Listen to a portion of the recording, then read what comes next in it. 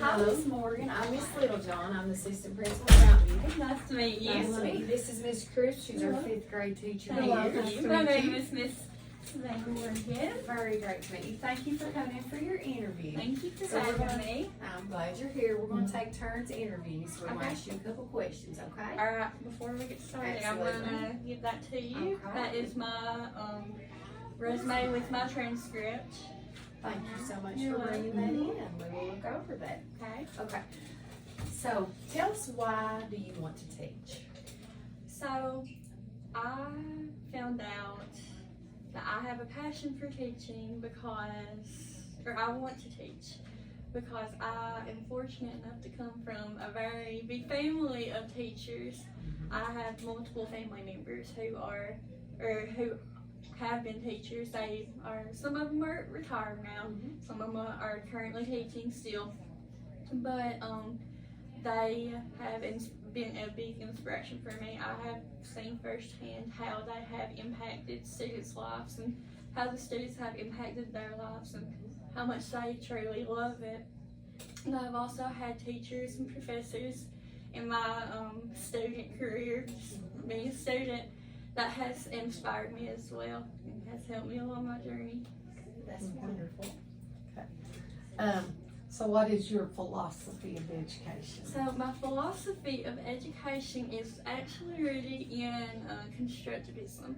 So I believe that students, if they can connect to it, so if the learning is student-centered and if it's a more hands-on approach, and if I am taking that interest and making the learning line up to the student's interest in any way I can, then they are going to retain that knowledge and that content better than as to if I just went by the curriculum and I didn't incorporate my philosophy, which is constructivism.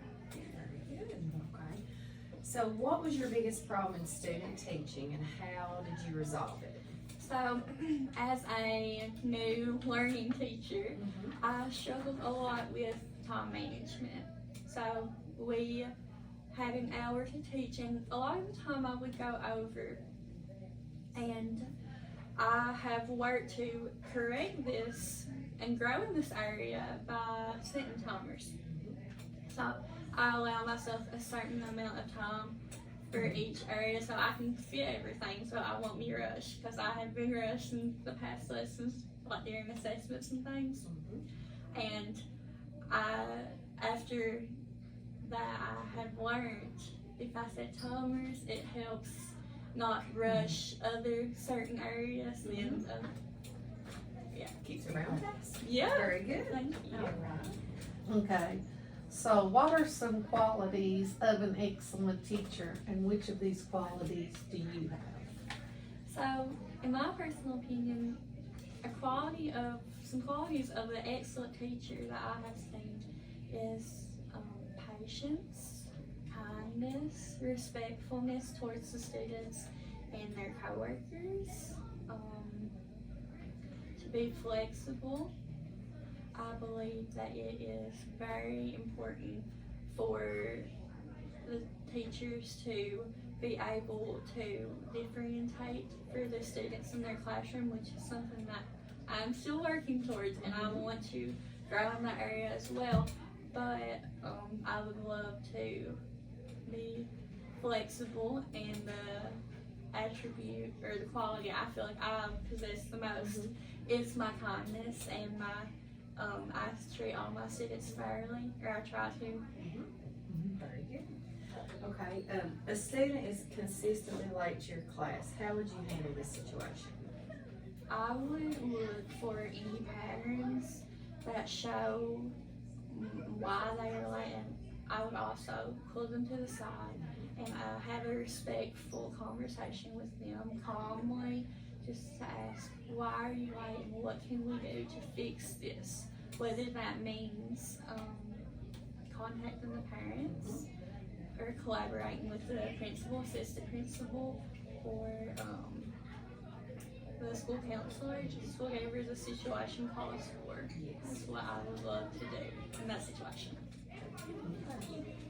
So Do you make learning fun for students, and how do you accomplish this? Yes, I do make learning fun for students. I actually use my philosophy in this.